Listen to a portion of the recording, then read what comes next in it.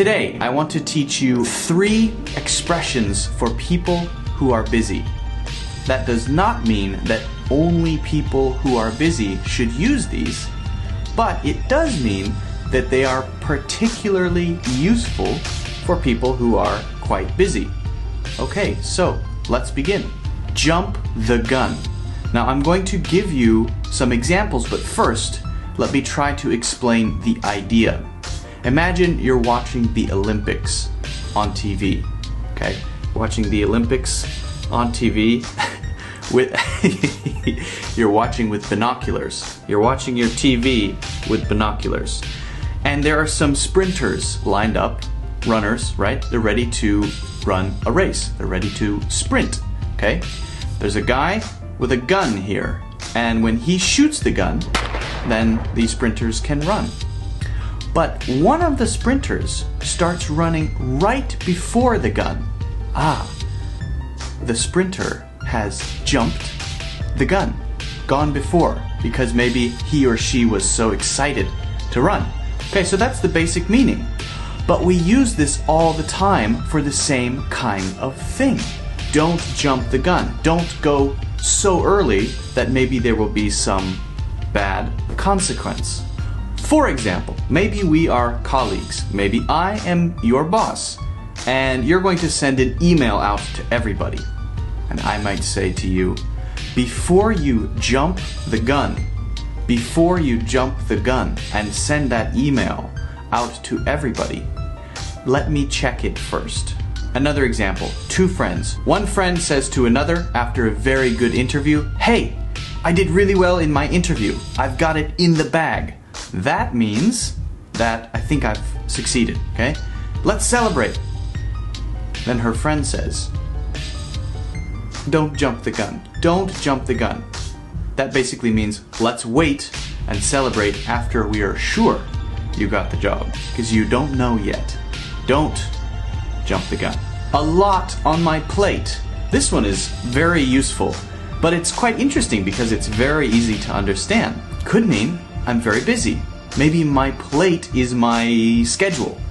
So if I say, I've got a lot on my plate right now, maybe I'm going to explain why I can't do something, why I'm too busy to do something.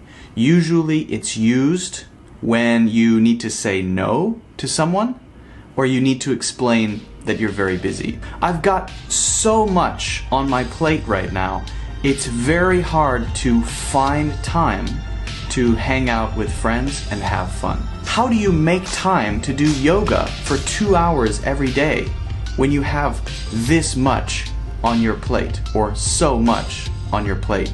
It's amazing. Notice I've used make time and find time.